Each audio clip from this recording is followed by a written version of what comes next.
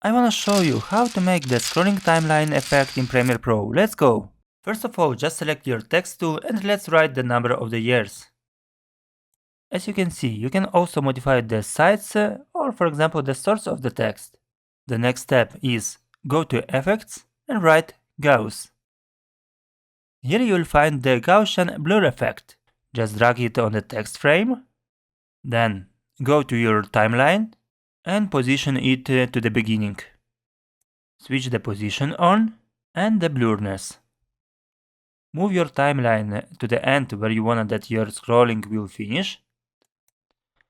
And by the position, dragging to the left side, move the full text to the end. In this case, it is the last date of the year 2018. Go to blurriness and add additional point.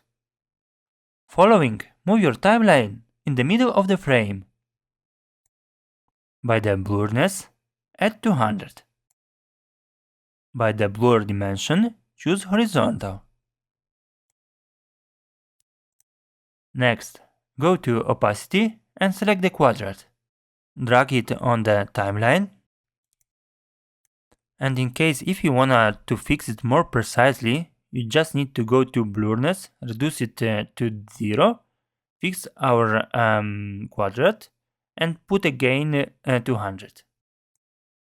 The last step is come back to the position, select the 2 points, and right click of the mouse, choose temporal interpolation, easy in. Again, select our 2 points, go to temporal interpolation, and in this case select easy out. Perfect, everything is ready. Let's see what's going to happen.